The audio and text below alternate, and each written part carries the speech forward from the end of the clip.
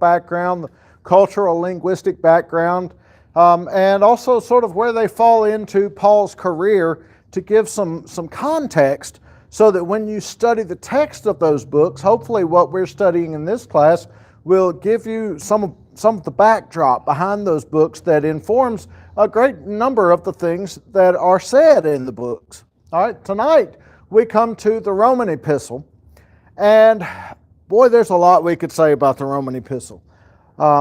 There is probably no single epistle in the New Testament that is more doctrinally dense, maybe deep and expansive as the letter to the Romans is.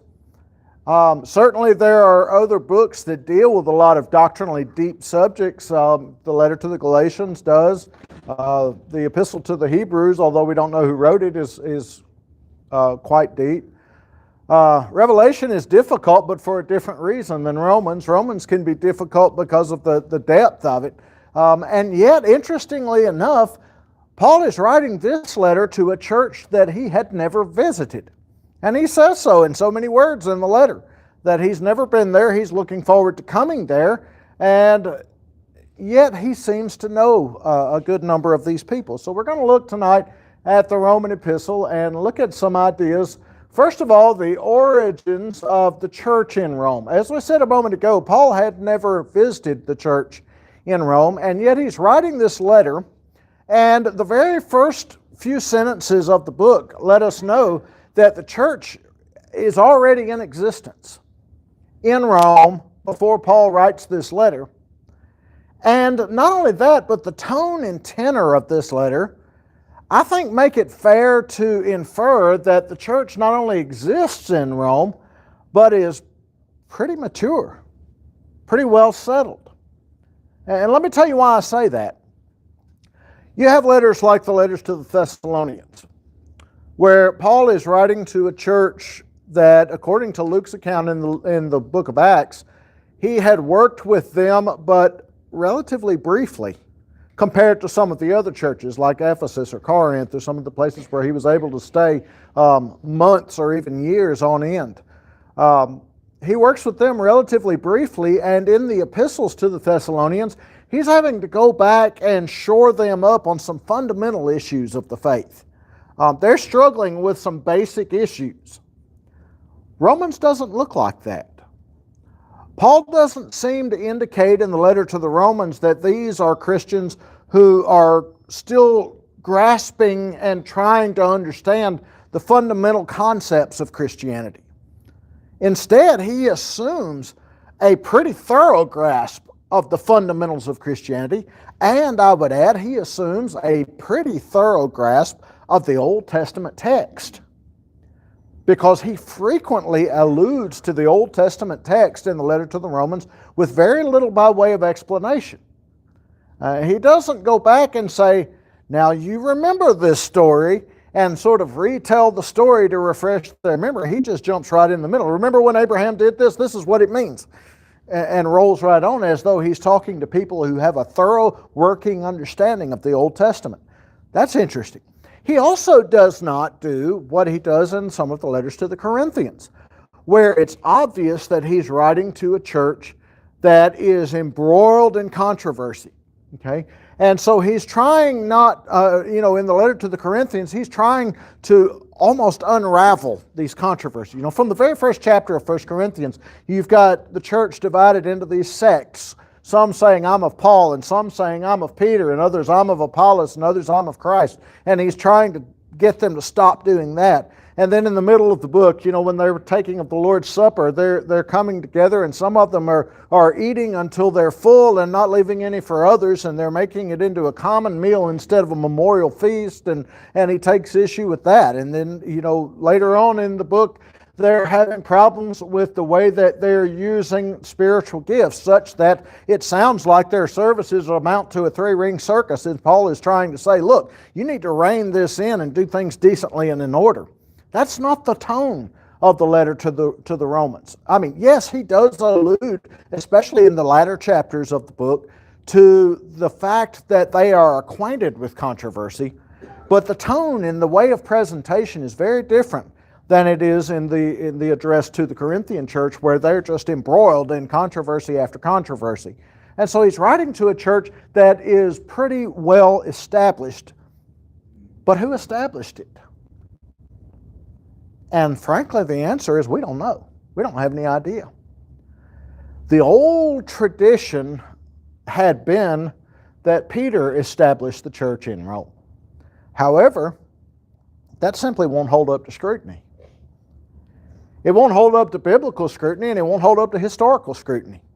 It won't hold up to biblical scrutiny because when we come to Acts chapter 15, which is not very long before Paul writes this letter, Peter is still in Jerusalem, and every indication is that he's never left Jerusalem.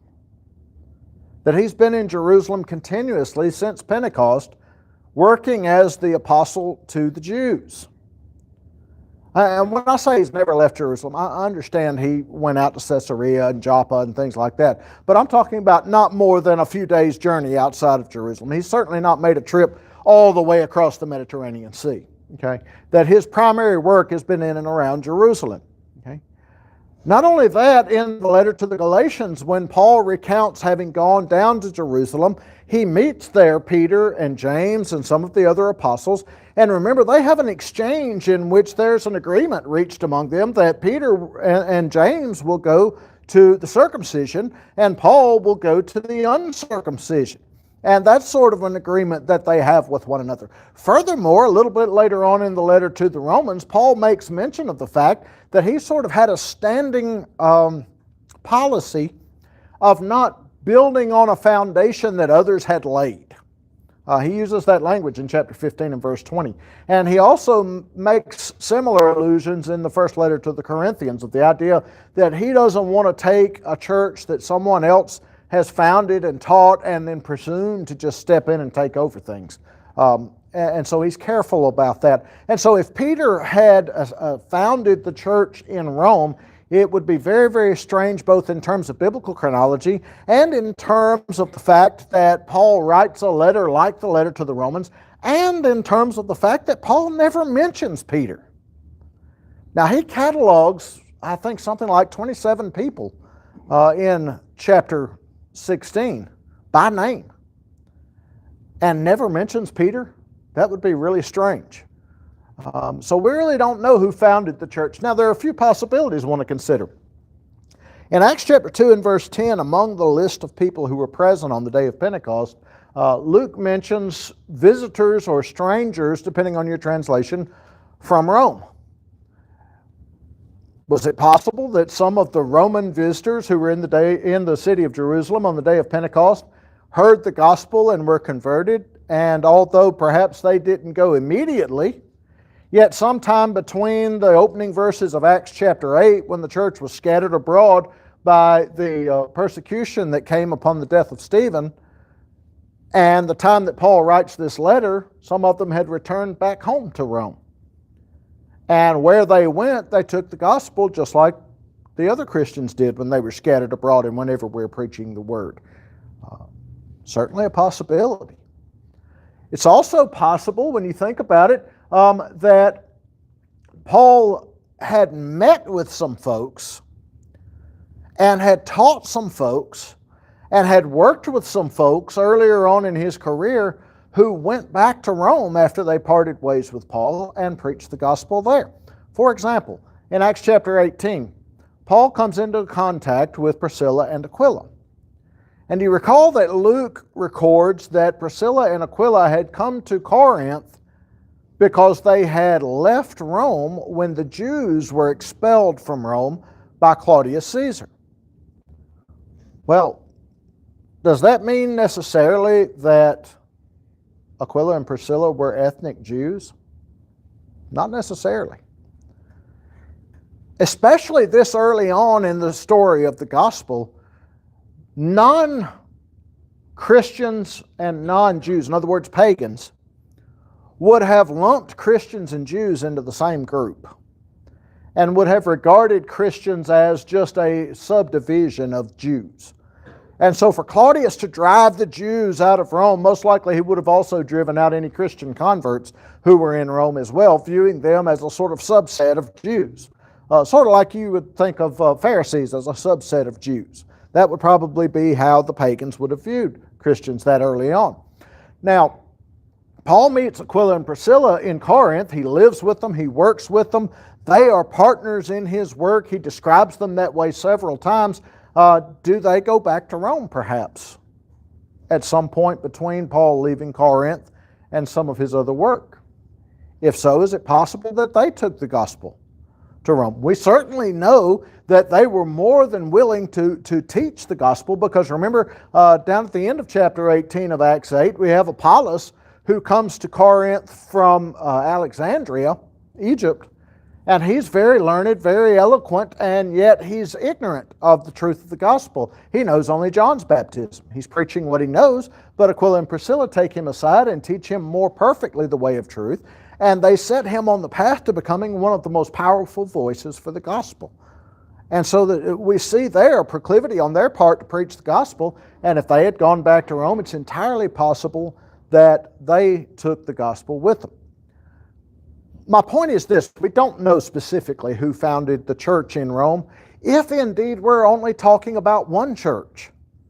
As big as the city of Rome was, especially with its outlying districts and whatnot, you may be talking about several congregations. And it may very well be that Paul is writing this letter not to a specific church in Rome, but as he phrases it in the opening chapter, to the Christians who are at Rome, with the idea of the geographical region of Rome. And he's writing to all the Christians. Interesting thought. We know, as I said, Paul hadn't been there. And in fact, the first apostolic visit that's recorded in Scripture would be about 62 CE. And that's Acts 28:15, when Paul himself arrives in Rome. And he's in chains. He's going there on trial. It's not likely, as I said, that Peter started the church in Rome, both because Peter was present in Jerusalem, at least up until Acts 15, and because of what Paul said in Galatians chapter 2 about preaching to the Gentiles.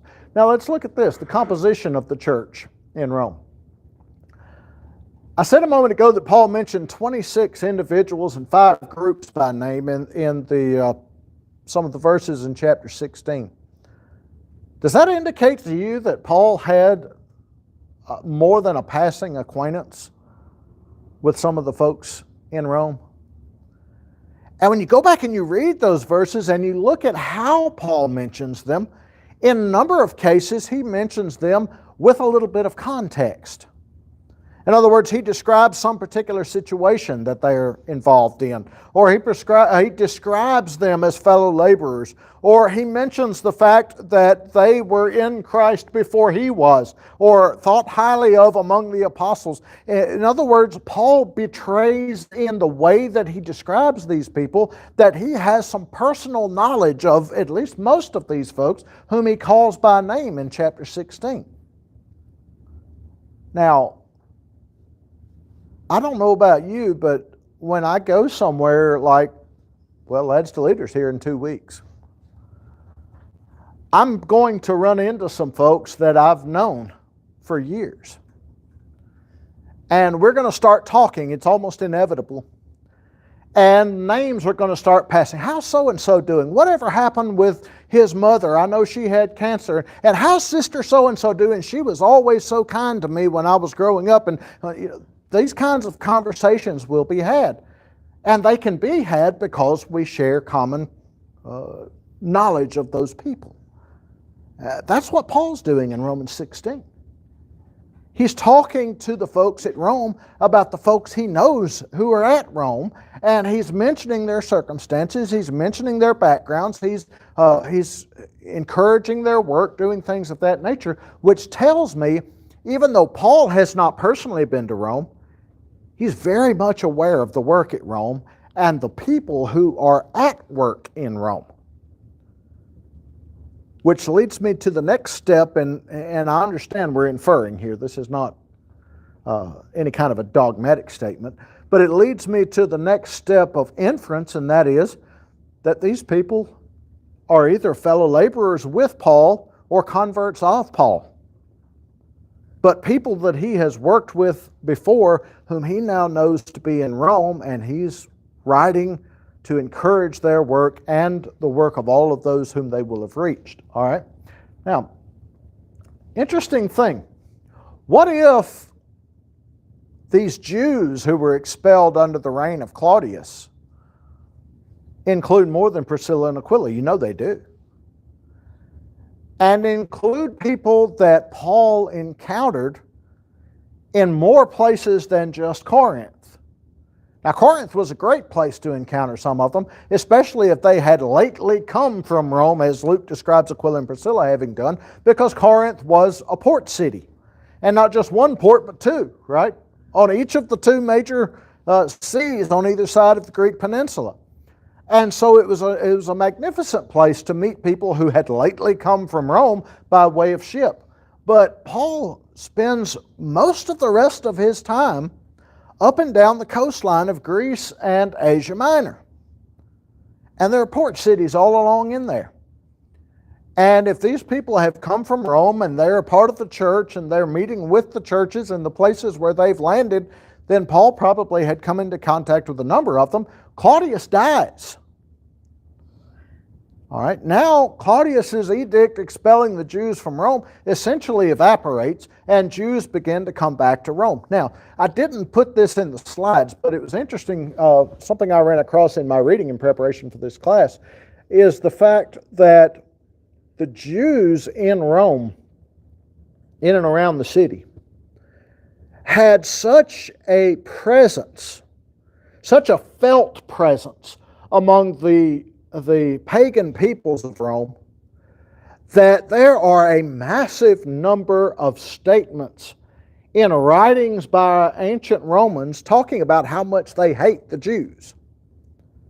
Now, if you hardly notice anybody, you're not going to write a whole bunch about how much you hate them.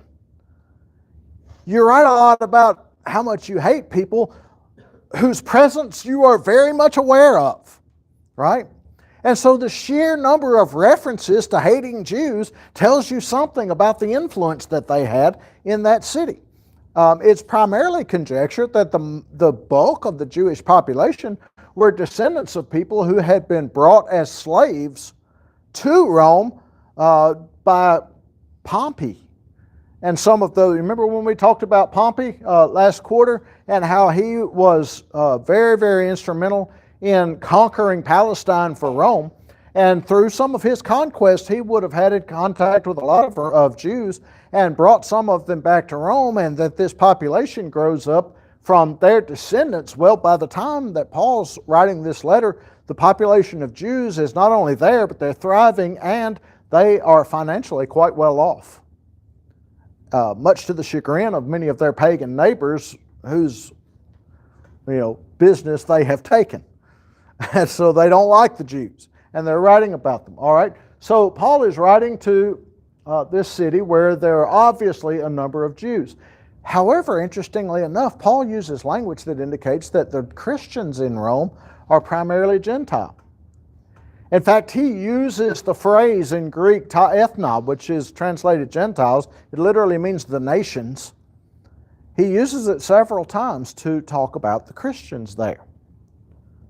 Now, that's an interesting idea to me. You know that there are a number of Jews who are present in Rome. You know also that wherever Paul goes to preach the gospel, he almost always goes first to the Jews, right? And why does he do that? What do you think? They've got the background. That's it. They've got the background. He doesn't have to explain Old Testament prophecy to them. They already know about it. They've been learning it since they were literally little children. And so he can start with people who are already up here in their knowledge base, teaching them how the prophecy applies to Jesus. When he begins to leave the Jews and go to the Gentiles, now he's got to teach the prophecy first and then teach how it applies to Jesus, because they've not been exposed to that prophecy. All right, so he goes to the Jews first. There are a number of Jews in Rome, and yet the church, as Paul refers to it, seems to be primarily Gentile. That's interesting to me. What's even more interesting to me is that when you get to Acts chapter 28, especially the opening verses of Acts 28, when Paul finally does arrive in Rome for his trial, he meets with the Jewish leaders, and Luke's description of them seems to indicate that they don't know anything about Christianity. Isn't that curious? And what does that mean?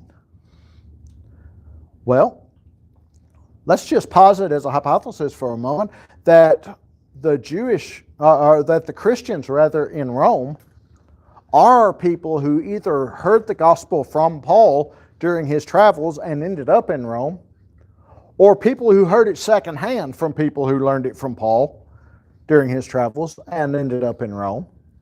They preach the gospel. They form a church or a number of churches there in Rome. Christianity is spreading. Why wouldn't the Jews, especially the powers that be within the Jewish community, know about it? There's one very simple answer. The Jews in the ancient world were famous for their xenophobia. They wanted nothing to do with Gentiles. I said famous, really infamous would be a better word. They were infamous for how much beneath them they thought Gentiles were. Couple that with the fact that who has been Paul's primary resistance everywhere he's preached? Has it been the Gentiles? No, it's always been who? The Jews. It was Jews that were trying to stone him, trying to run him out of town, trying to beat him, trying to kill him, trying to drag him before the magistrates and all of those sorts of things. As a matter of fact, it's Jews that got him to Rome in the first place because they were laying wait for him when he arrived in Syria to travel down to Jerusalem to give the contribution he had collected to the church in Jerusalem, and they're just waiting for an opportunity to accuse him.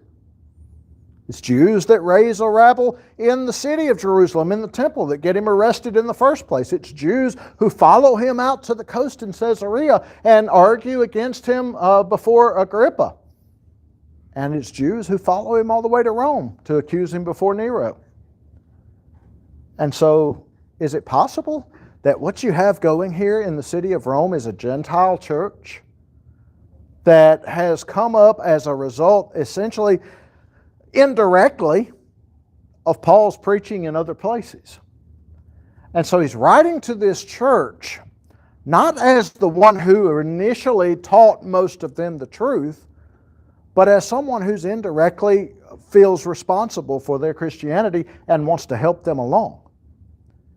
And he writes his most advanced epistle to them. I find that a bit flabbergasting when you think about it, how powerful and deep this epistle is. All right? Now, let's consider a little bit of what's going on here.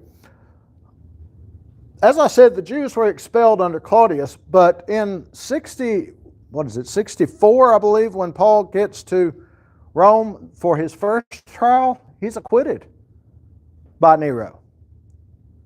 As a matter of fact, Paul goes on and does more preaching after Acts 28 outside of Rome. There's a second trip that Luke doesn't record in Acts, because remember, Acts ends at 28 when Paul arrives in Rome for the first time.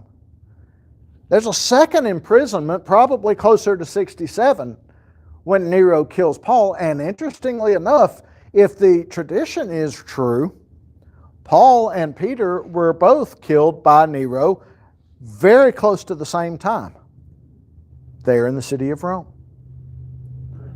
Yes, sir? Was that because the Jews were pressuring Nero into this? No. Not likely. Nero had his own issues, and one of those issues was in 64.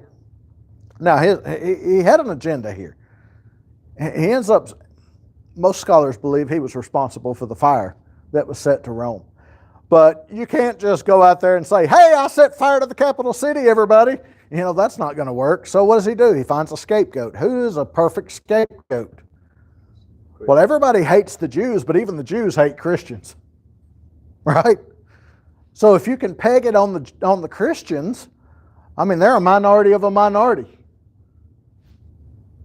Hang it on them, and then they get scapegoated for it, and you can go about your merry way. Now, did Nero persecute Christians? No doubt about it. when Nero first came to power, he was actually a good leader. He actually worked with the Senate, and they set down laws that actually made it more beneficial to be a Roman. But after years of being having to finance all these wars all across Congress and getting in with a bad crew that he went to drugs and stuff, went nuts, and he was ready. After everybody complaining about him, he was ready to get killed, more or less. So he just set the fire himself. But when he sobered up a little bit, he brought in some Christians, tortured them, and said, made them say it, and then they just continued, and then that's what. That's right. That's a pretty good summary of it too. And he did. He started out fairly well as rulers go, but he ended up being one of the most infamous of all time. Now, interestingly enough, Nero's persecution of the Jews seems to have been pretty local and pretty short term. We don't really read of another big persecution of Christians until Domitian in the 90s. And then our first clue that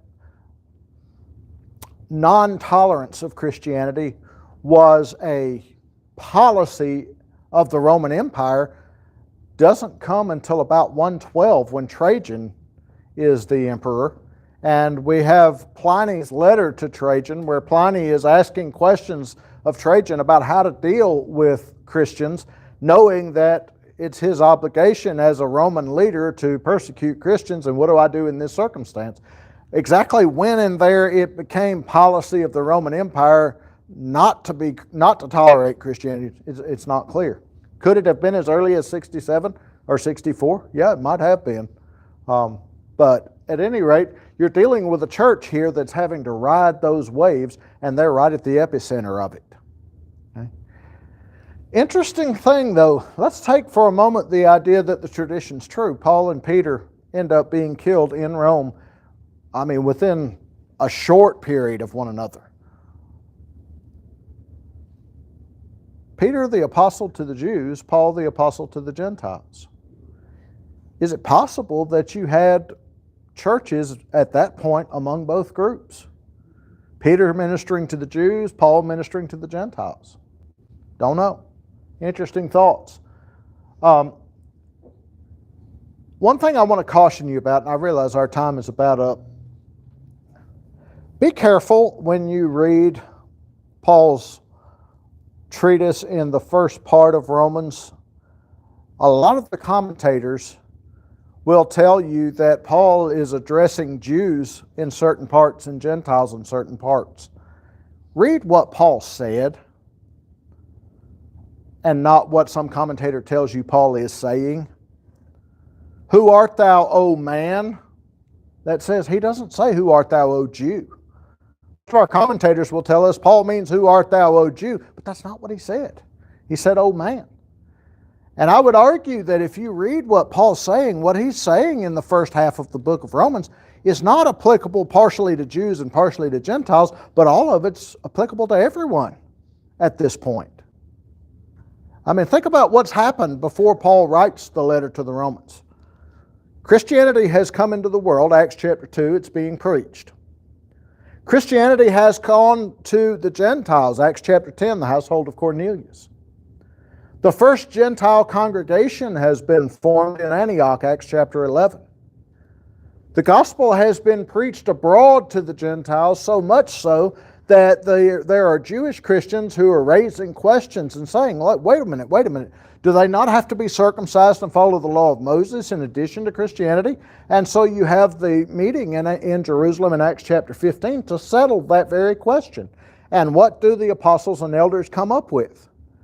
The answer is no. You don't have to be circumcised, and you don't have to follow the law of Moses in order to be pleasing to God. And so the church is now speaking with one voice on that subject, and the gospel is going out to the ancient world. And it's not just we think in terms of Palestine and where we know that Paul went. Don't forget, there are 11 other apostles out there preaching the gospel. And tradition has them going in all different directions. We know that something's going on in Alexandria because history tells us the church is growing in Alexandria, Egypt, as well it would. The gospel's spreading everywhere. And all of these kinds of questions arise, and what about the relationship between Jew and Gentile. Paul's argument all along has been, in Christ, they're one. Remember the argument in Galatians chapter 3?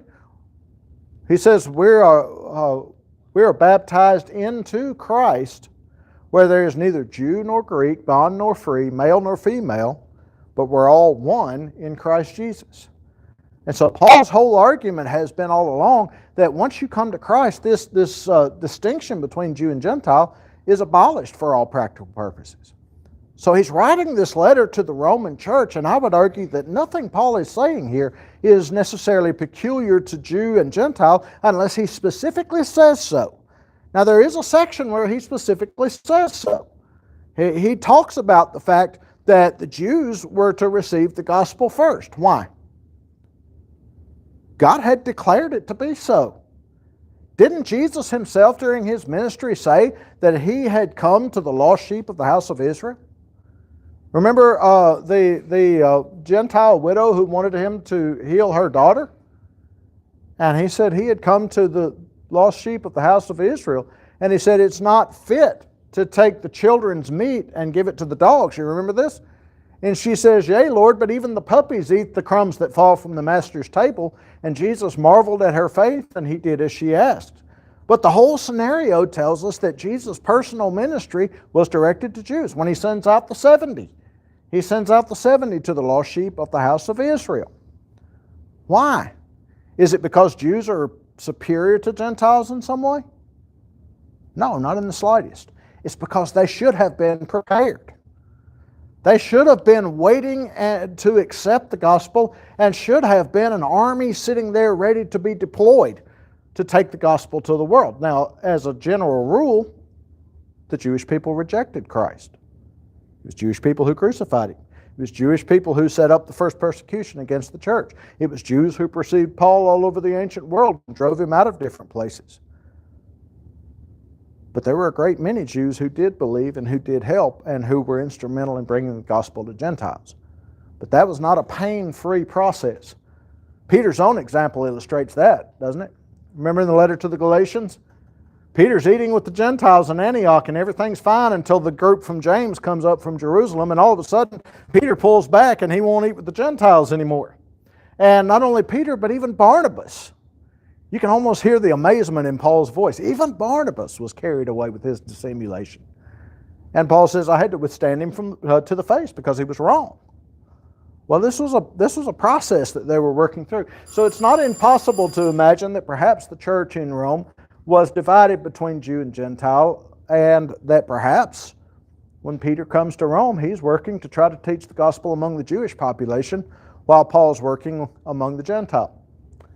There's so much I would love to say about the Roman letter. Do you have questions or comments? Romans is and it's a deep book. It's a wonderful book. If you get Romans, I would argue that Christ gets you, because you will understand the meat and potatoes of the gospel. All right, well, thank you so much for your attention.